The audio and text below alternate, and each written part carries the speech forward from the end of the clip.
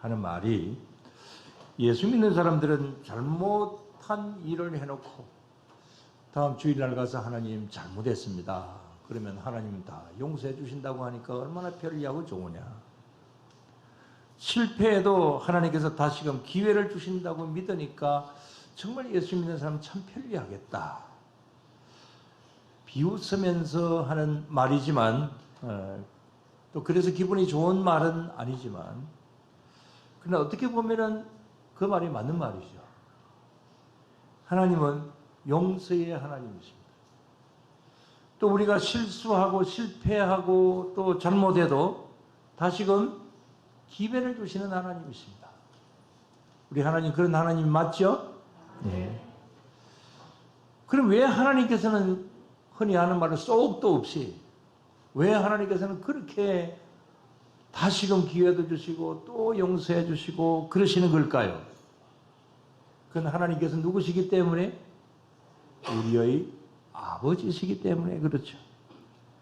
아버지는 자식이 아무리 잘못한다 할지라도 잘못했습니다, 용서를 빕니다 하면 아버지 다 용서해 주시는 것이요. 우리 하나님도 마찬가지입니다. 하나님은 항상 다시라고 하는 말씀을 우리에게 주시면서 다시금 기회를 주십니다. 그래서 이런 말이 있습니다. 하나님과 부모님의 공통분모가 있는데, 아주 공통적인 말이 있는데, 그것은 지우개다. 그 말 참 맞는 말이라고 생각을 합니다. 하나님이나 또 부모들은 자식이 잘못하고 자식이 여러 가지 면으로 어렵고 답답해도 그런 일에 있어서 하나님께서 다 지우개로 다 지워주세요. 뭐 부모님도 역시 마찬가지지 않습니까? 그래서 하나님과 부모의 공통점은 뭐다? 뭐다? 지우개다. 이 사실을 믿으시기 바랍니다. 오늘 이런 말씀을 드리는 이유는 지난주부터 이제 우리 후반기가 시작이 되었습니다. 그래서 지난주에도 그런 비슷한 말씀들을 드렸고, 오늘도 역시 마찬가지로 전반기보다는 후반기에 이런 말씀들을 오늘도 계속 드리겠는데, 자, 이런 전반기나 후반기나 또 우리에게 특별한 어떤 일들이 있을 때에, 그런 때에 항상 주시는 말씀이 있습니다. 그것은 하나님께서 말씀하시는 것은 다시 기회를 준다. 지금까지 잘못한 일들이 있다고 한다면 다 지우개로 지워주겠다. 다시금 계속 너희들과 함께 하겠다. 이런 말씀을 항상 주십니다. 자, 이것은 지난 연초에도 거의 동일한 말씀으로 말씀을 드렸습니다. 자, 올해의 표어 다시 한번이 아니라 앞을 보시면서 다 같이 다시 시작하는 300정병의 비전, 앞에 다시입니다. 또 첫 번째 실천사항으로 주신 말씀이 뭡니까? 마태복음 1장 23절. 하나님은 어떤 하나님? 저기 나오죠. 보라 처녀가 잉태하여 아들을 낳을 것이요 그의 이름은 임마누엘이라 하리라. 뒤에 말 다 같이 이를 번역한 적 하나님이 우리와 함께 계시다 함이라. 하나님이 우리와 함께 하신다. 우리 후반기도 이 말씀을 믿고 이 말씀을 가슴에 담고 그렇게 출발하는 그러한 우리 이 남은 한 해가 될 수 있게 되기를 바랍니다. 자, 그런 의미에서 우리 지난 6개월을 한번 돌아봅시다. 우리 지난 6개월 동안에 하나님이 나와 함께 하신다. 이 사실을 여러분들 믿으면서 살아오셨습니까? 이쪽에만. 그렇게 살아오셨습니까?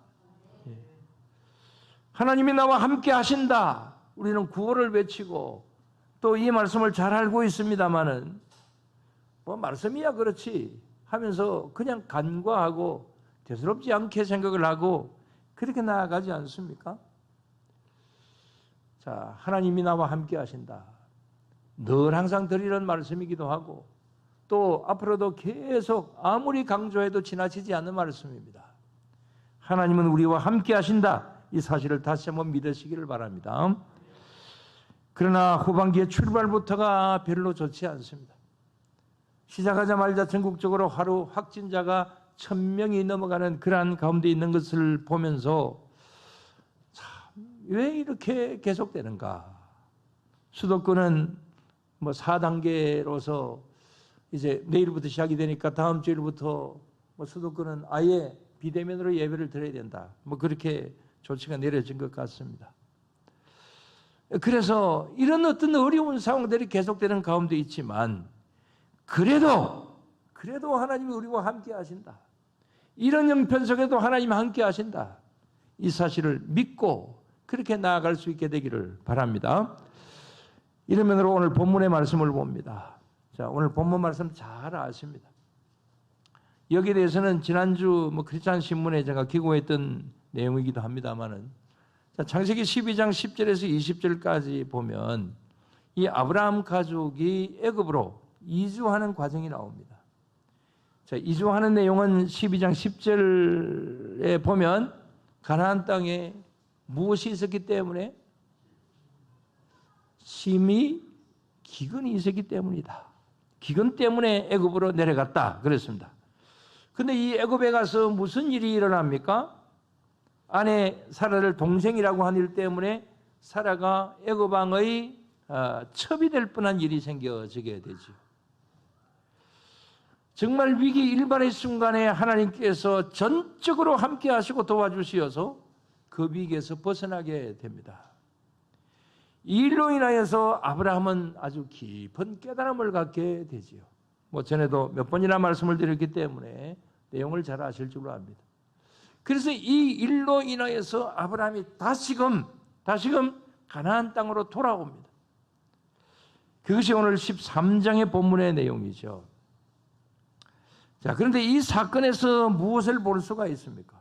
먼저는 이 애굽으로 내려가기까지와 내려가서 실패한 일들이 이 가나안 정착의 전반기로 본다고 한다면, 다시 가나안으로 올라온 시점부터는 가나안 정착의 후반기로 볼 수가 있습니다.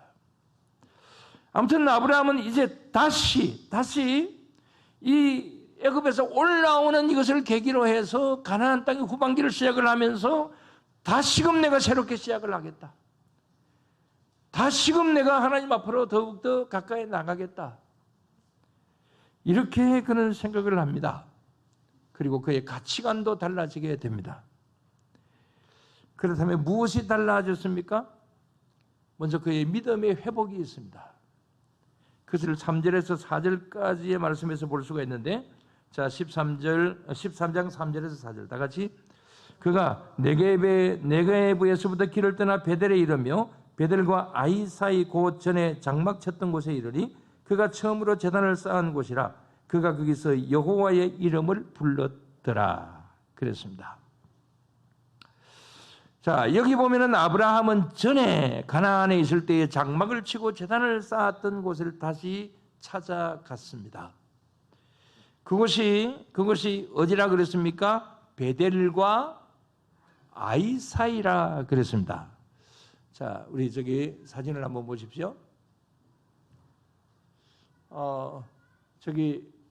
저로부터 저기선 맨 왼쪽에 있는 곳이, 저곳이 이제 베델에서 저 아이성이 있는 쪽으로 바라보는 곳입니다. 그래서 오늘 여기 말씀에 나오는 여기 이 베델에서 아이까지라고 한다고 한다면은 바로 베델에서 저기 아이까지 바라보는 저곳이 될 수 있을 것이다. 이렇게 유추를 해볼 수가 있습니다. 그 다음에 지금 현재 저 오른쪽에 있는, 여러분들 편으로 볼 때는 자, 계속 올려놓으세요. 저기 오른쪽에 있는 저기 뭐 시골 마을 같은 저기가 지금 현재의 베델입니다. 그리고 저 아래에 있는 것은 이제 돌로 쌓아놓은 제단입니다. 저것이 언제 건지는 모르지만은, 그러나 저기에 이 돌로 쌓아놓은 제단, 돌로 제단을 쌓았다 하면 누가 생각이 납니까? 야곱이 생각이 나죠. 자, 야곱 이전에 아브라함도 역시 마찬가지로 베델에서 단을 쌓았다 그랬습니다. 제단을 쌓았다 그랬습니다. 아마 저런 형태, 저건 뭐 굉장히 큰 것입니다만은 저만큼 크지는 않겠죠. 자, 저러한 베델과 아이 사이에서 또 베델에서 제단을 쌓고, 오늘 여기 본문에 나오는 내용이 바로 저곳이고 또 저런 면으로 제단을 쌓았다, 이렇게 여러분들 보시면 되겠습니다. 자, 저곳에서 저렇게 제단을 쌓고, 그리고는 누구의 이름을 불렀다 그랬습니까? 여호와의 이름을 불렀다 그랬습니다. 여러분, 이것은 무엇을 말해주는 것입니까? 그것은 바로 아브라함의 믿음의 회복을 이야기를 하는 것이죠. 갈대아 우르에서 떠나서 하란으로 갔다가 하란에서 가나안 땅으로 내려오면서 가나안 땅에서 하나님께서 여기에 나를 여기에 정착시켜 주셨다. 하나님께서 여기가 지시하신 땅이다. 그러면서 하나님 앞에 감사의 제단을 쌓았던 것이 바로 저곳인데, 그러나 기근 때문에, 환경 때문에 하나님을 믿는 믿음이 식어져 버렸어요. 그것이 가나안 전반기의 일입니다. 그러나 애굽 사건으로 인해서 다시 돌아와서 하나님, 제가 정말 이제부터는 하나님 앞에 바로 설겠습니다. 여기 이름을 불렀다 그랬는데 틀림없이 울부짖으면서 불렀을 것입니다. 정말 회개하는 마음으로서 눈물을 흘리면서 이제는 정말 하나님 안에 살겠습니다. 믿음으로 살겠습니다. 그렇게 했을 겁니다. 아무튼 아브라함의 믿음이 회복이 되었습니다. 가나안 정착 후반기를 이렇게 출발을 하고 있습니다. 저와 여러분들도 후반기를 출발하면서 아브라함의 이 정신, 이 믿음, 이 각오, 이것을 가지실 수 있게 되기를 주의 이름으로 간절히 부탁을 드립니다. 그 다음 또 하나는 오늘 본문에서 보시는 대로 아브라함과 조카 롯의 관계입니다. 내용은 잘 아실 것이기 때문에 생략을 하고, 여기서 볼 때 아브라함은 이제는 눈에 보이는 세상의 그 어떤 욕심을 따라가지 않습니다. 이제 그에게서 중요한 가치관은 가족입니다. 일가 친척입니다. 하나님입니다. 그래서 조카 롯과 문제가 생겼을 때 조카 롯에게 모든 것을 양보를 하고 이제 자신은 남아있는 땅을 내가 취하겠다. 그 목초지를 이야기하는 것입니다만은 그렇게 양보를 하게 됩니다. 인간의 가장 기본적인 욕구인 부함직, 먹음직, 탐스러운 그런 욕심에 이끌려가지를 않습니다. 왜 이렇게 달라졌을까요? 조금 전에 말씀을 드린 대로 애굽에서 자신의 그 아픈 어떤 기억 때문에 정말 가족이 중요하다, 정말 일가 친척이 중요하다, 하나님이 중요하다, 이 사실을 깨달았기 때문에 가나안에 올라와서는 롯과의 이런 불미스러운 일이 일어날 뻔한 이 일을 이렇게 믿음으로 잘 해결이 되게 되었던 것이죠. 그런데 이렇게 하니까 하나님은 또 어떻게 하십니까? 이런 아브라함에게 하나님께서 오늘 여기 주시는 말씀이 14절에서 18절까지에 있는 말씀을 주시는 것이죠. 뭐라고 말씀하십니까? 하나님께서 말씀하시기를, 너가 그렇게 하니까 내가 너를 돕지 않을 수가 없다. 내가 너와 함께 하겠다. 자, 이런 말씀을 주시는 것이죠. 그래서 오늘 말씀을 보면 하나님께서 내가라고 하는 이 짧은 본문 속에서 내가라고 하는 말을 3번이나 하시는 것을 볼 수가 있습니다. 내가 너를 도와준다, 내가 너와 함께한다, 내가 너를 지켜준다, 이렇게 말씀을 하시는 것이죠. 자, 이 말씀을 들은 아브라함은 어떻게 했습니까? 18절 말씀에 다 같이 다시 한번, 이에 아브라함이 장막을 옮겨 헤브론에 있는 마므레 상수리 수풀에 이르러 거주하며 거기서 여호와를 위하여 제단을 쌓았더라 그랬습니다. 자, 다시 한번 자료를 올려주세요. 여기 헤브론에서 제단을 쌓았다. 자, 저게 먼저 나오네요. 자, 저건 뭐냐 하면 저 기둥은 무슨 기둥인지 아시겠어요? 제가 이럴 때는 양 집사님이 물어봅니다. 저 가보셨죠? 저 무슨 기둥입니까? 뭐같이 생겼어요? 예, 저게 롯의 아내가 소금 기둥이 된 소금 기둥입니다. 가면 사람 비슷하게 생겼어요. 그런데 뭐 그게 정말 저게 롯의 아내가 변해서 된 것인지 아닌지 뭐 그거야 뭐 알 수 없는 것이지만, 그러나 저기 저런 기둥이 소금 기둥이 서 있습니다. 또 저런 비슷한 것이 또 뭐 몇 군데나 있더라고요. 그 다음에 저기 옆에는 뭐냐 하면은 저기 소돔입니다. 지금 현재의 소돔입니다. 저 멀리 보시면 사해 바다가 보입니다. 보이죠? 안 보입니까? 저는 도무지 안 보입니다, 지금. 자, 이렇게 이제 여기 이 롯이 택한 곳은 결국은 저렇게 소돔과 고모라성 불바다가 되고 소금 기둥이 되고 저런 어떤 결과가 오게 됩니다. 그러나 아브라함이 여기 헤브론에서 여기 제단을 쌓았다 그랬는데, 자, 다음 그림 한번 보여주세요. 예. 지금 저곳이 아브라함이 이제 헤브론, 저기가 헤브론인데, 지금 현재의 헤브론입니다. 저기에 사원이 서 있습니다.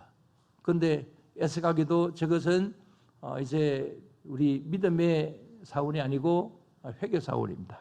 뭐 회교나 그 다음에 유대교나 우리나 다 같이 아브라함을 인용하는 것은 사실이기 때문에, 아무튼 저기 헤브론에서 여기 이 아브라함이 이제 제단을 쌓습니다. 그걸 기념하기 위해서 저렇게 사원을 세우게 되었는데, 아무튼 아브라함은 이곳에서 다시금 시작을 하게 됩니다. 그것이 오늘 여기 본문의 내용인 것이죠. 이곳에서 하나님께서 내가 너에게 함께 해주겠다, 너희 자손에게 함께 해주겠다, 이렇게 약속을 하십니다. 자, 이건 오늘 이 시간 저와 여러분들에게도 마찬가지입니다. 하나님은 전반기나 후반기나 항상 우리와 함께 하십니다. 특히 여기 아브라함처럼 이제는 다시 한번 새롭게 해보겠다라고 하는 그런 결심을 우리가 가지고 나아간다면 하나님께서 더 함께 하시고, 그래, 너가 그렇게 하니까 내가 함께 하겠다. 오늘 본문에 나오는 내가 라고 이렇게 말씀하시는 말씀을 오늘 이 시간에도 저와 여러분들에게 주신다. 이 사실을 여러분들 믿으시기를 바랍니다. 자, 이렇게 우리 뭐 전반기든 후반기든 특별한 일이 있든 마음의 각오를 새롭게 다시 하는 것은 그건 뭐 일반적인 사람들도 다 그렇게 합니다. 새해가 되면, 또 후반기가 되면, 새해보다는 좀 못하지만 후반기가 되면, 그래, 내가 전반기는 이랬지만 후반기는 내가 좀 더 잘해보겠다, 이런 생각들을 다 가지게 됩니다. 이건 뭐 역사적으로도 보면 그런 사례들을 굉장히 많이 찾아볼 수 있습니다. 자, 예를 들어서 우리가 날마다 카렌다를 봅니다. 달력을 봅니다. 그런데 현재의 이 카렌다를 만든 사람이 누군지 아십니까? 지금 1년이 몇 달? 12달? 1년이 몇 날? 그것도 몰라요. 365일. 예. 자, 이걸 누가 만들었어요? 저 나오네요. 저 사람입니다. 누군지 아시겠어요? 자, 저기 영어로 보면 나옵니다. 율리우스 카이사르입니다. 영어식 발음으로는 주리아스 시저입니다.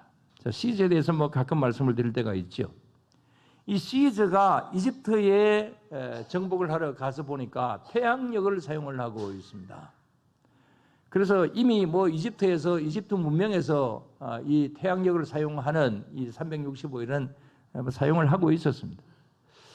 그래서 시저가 가서 보니까 이거 좋다. 그래가지고 이제 1년을 12달로 나누고 그 다음에 365일로 하고 이걸 이제 자기 이름을 붙여서 율리우스 달력, 율리우스 카렌다, 이렇게 말을 했습니다. 근데 나중에 이제 1582년에 이 그레고리 교황이 이를 보완을 해서 그래서 이제 이 카렌다를 완성을 하게 되었는데 그게 지금 현재 저와 여러분들이 항상 보고 있는 그런 1년 12달 카렌다입니다.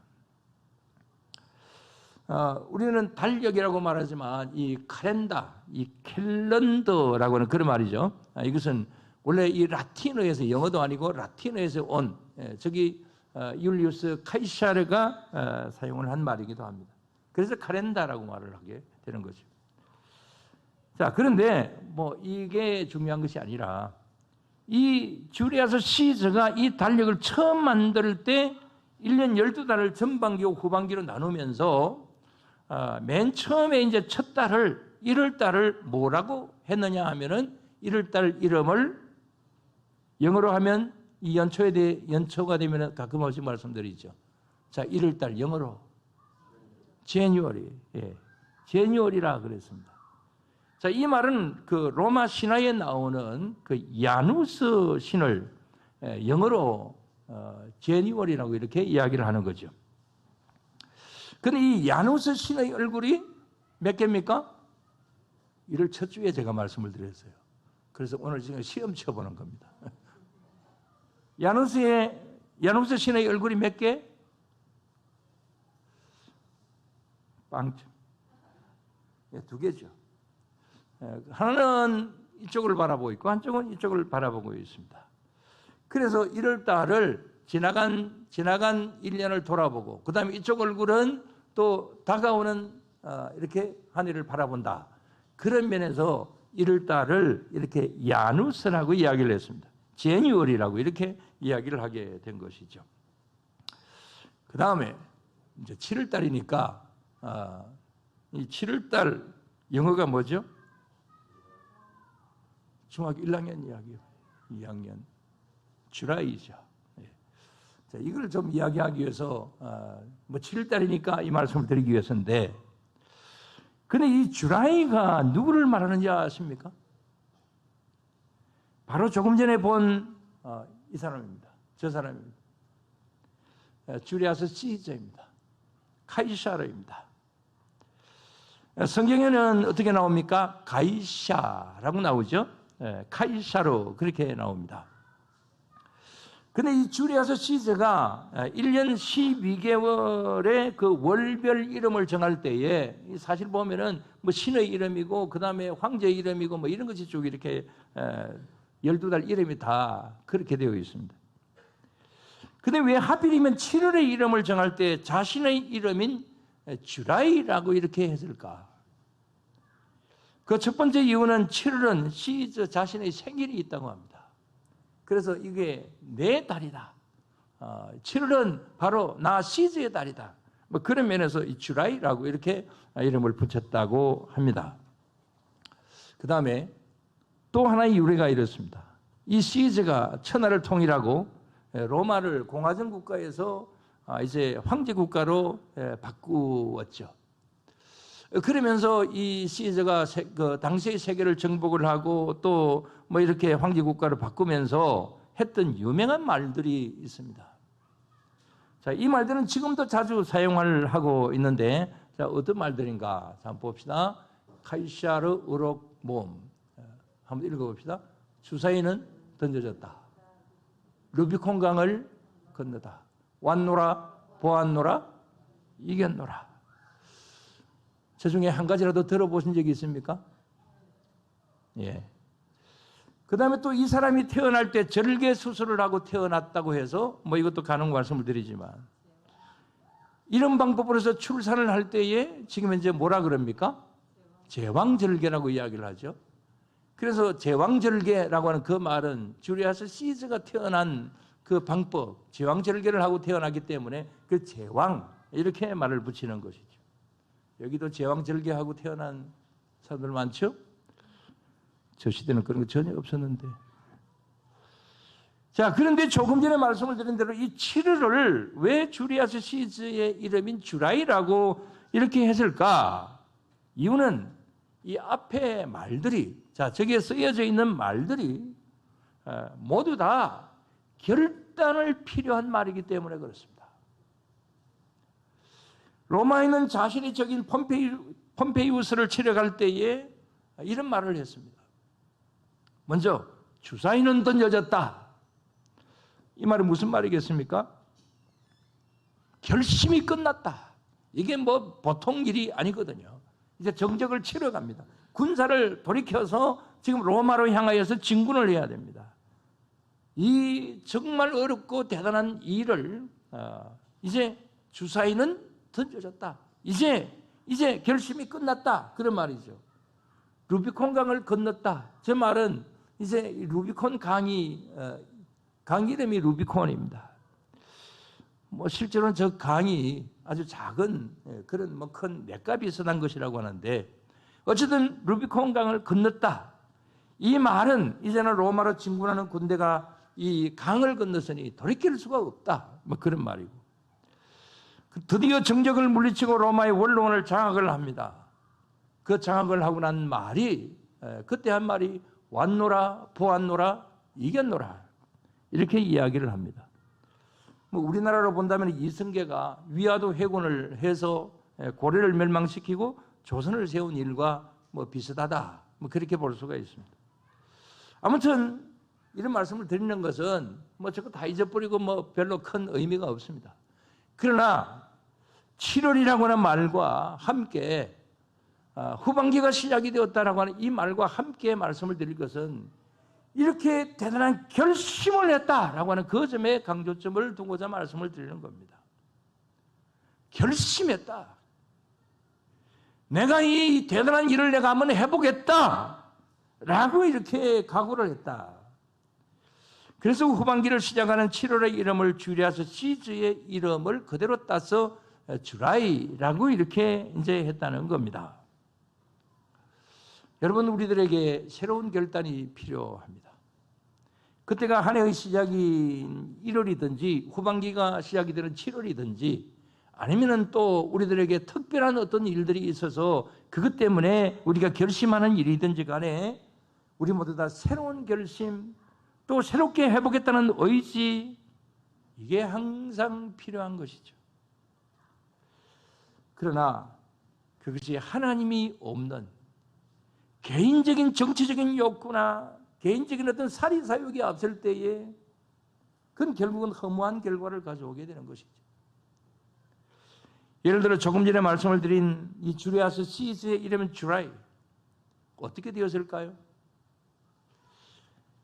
우리의 이 달력에는 그의 이름이 뭐 카렌다라고 하는 이름 그대로 남아있을 정도로 유명한 사람이 되기는 했지만 그러나 이 시즈의 개인적인 면으로 본다고 한다면 로마를 통치한 지 불과 3년 만에 56살 되던 때에 그의 부하인 브루투스에게 살해를 당하게 됩니다.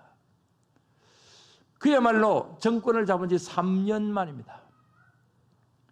이때 자기 부하에게 칼에 찔려 죽으면서 여기에 이 시저가 한 유명한 말이 있습니다. 뭐라 그랬어요? 죽어가면서 뭐라 그랬어요? 브루투스, 너 맞아! 이렇게 이야기를 했죠. 박정희 대통령이 김재규에게 죽으면서 김재규, 너 맞아! 이렇게 말을 안 했죠. 아무튼 그런 심정이었을 것입니다. 이런 경우는 역사 속에서 얼마든지 볼 수가 있습니다. 그런데 이런 시즈의 역사를 잘 아시는 분이 계세요. 누가 잘 알았을까요? 바로 시저보다도 한 70년 후에 활동을 하신 예수님이십니다.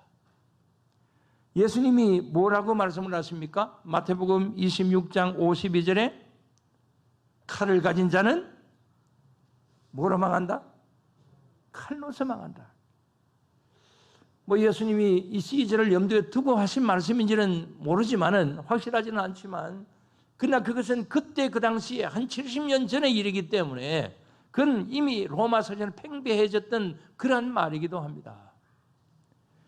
그래서 예수님이 하신 말씀 그대로 칼을 가지는 자는 칼로서 망한다. 세계 역사는 그것을 이야기를 해주고 있습니다. 뭐 우리나라도 마찬가지죠. 뭐 역사적으로 볼 때 공과 공과는 분명히 구분이 되고 좋게 볼 수도 있고 나쁘게 볼 수도 있습니다만은 박정희 대통령도 그랬고 아직 살아있지만은 전두환도 역시 마찬가지로 그러한 순간적으로 정권을 잡았을지는 모르지만 그러나 결과는 좋지 않습니다. 문제는 어떤 결단과 어떤 새로운 각오를 가져야 되느냐라고 하는 것입니다. 우리가 각오를 가지는 것 좋습니다. 우리가 어떤 일에 대하여서 결심을 하는 것 좋습니다. 그러나 그 일에 하나님이 계시느냐 계시지 않느냐, 이 결심하는 일에 하나님이 함께 하시느냐 하지 않으시냐의 차이가 있는 겁니다. 그런 면에서 오늘 여기 아브라함의 경우는 어떻습니까? 하나님이 함께 하세요. 아브라함의 결심에 하나님께서는 어떻게 하십니까? 함께 하신다고 그랬습니다. 아브라함이 다른 이야기도 하지도 않았는데 하나님께서 직접적으로 오시어서 내가 너와 함께 한다. 너의 자손들에게 함께 한다. 하나님께서 분명히 함께 하신다고 말씀을 하십니다. 저와 여러분들의 후반기를 시작하는 7월의 날들 속에서도 하나님께서 함께 하시는 이 일을 계획하고 추진하시고 또 그렇게 되도록 기도하실 수 있게 되기를 바랍니다. 그런 것이 아닌 다른 결심, 하나님은 원하시지 아니하시는 그런 결심, 순간적으로 성공을 할지 모릅니다. 그러나 결과는 허무합니다. 오늘 우리는 시저의 7월처럼 주사위는 던져졌다 이 말을 하는 것 좋습니다. 루비콘강을 건넜다라고 말을 하는 것도 좋습니다. 목적을 이루고 왔노라 보았노라 이겼노라 그렇게 말을 하는 것도 참 좋은 일입니다. 그러나 그게 아무리 좋다 할지라도 하나님이 함께 하시는 일이 아니라고 한다면 결과가 좋지 않다. 이 말씀을 다시 한번 드립니다. 오늘도 이 시간 내가 계획하고 내가 추진하는 일들이 하나님께서 원하시는 일인가 아닌가, 하나님께서 함께 하시는 일인가 아닌가 한번 계산해 보십시다. 그래서 하나님이 함께 하실 수 있는 결심, 그런 결단, 또 그렇게 나아감으로 인하여서 전반기보다도 후반기가 더 나은 저와 여러분들, 또 좀 더 크게 본다고 하면 지금까지 생애보다도 지금부터 하나님이 부르시는 그날까지의 생애가 더 복되고 더 아름다운 그런 삶이 될 수 있게 되기를 주의 이름으로 축원합니다. 기도드리겠습니다. 하나님 아버지 감사를 드립니다. 저희들이 결심하고 결단하고 추진하고 그렇게 나아가는 때가 많이 있지만 특히 연초에 또 후반기가 시작이 될 때에 우리는 이런 마음들을 가질 때가 많지만 그러나 주님 그것이 작심삼일이 될 때가 많이 있습니다. 또 때로는 하나님께서 원하시지 아니하시는 일을 계획하고 추진할 때도 있습니다. 주님 이러한 저희들의 모습이 있다고 한다면 전반기로서 그것은 다 사라지게 하여 주시옵시고 후반기를 출발하면서 주님과 함께 출발할 수 있는 저희들이 되게 하여 주시옵소서. 주님께서 원하시고 바라시고 주님께서 함께 하셔서 도와주시는 그런 일들을 행해 나아갈 수 있는 가운데 있게 하여 주시옵소서. 항상 우리에게 함께 하시는 하나님, 이마누엘의 하나님, 오늘도 이 시간 후반기 두 번째 주일을 맞이한 이 시간에 우리들에게 오늘도 말씀하시면서 아브라함에게 말씀하셨던 것처럼 내가 너와 함께 할 거다, 내가 너희의 후손들에게도 함께 할 거다, 이 약속의 말씀이 오늘 이 시간 저와 우리의 모든 분들에게도 함께 해주시게 될 줄로 믿습니다. 이러면으로 주님 주시는 힘을 가지고 더욱더 힘차게 출발할 수 있는 그런 우리 모든 성도님들로 삼아 주실 줄로 믿사오며 모든 건 예수님이로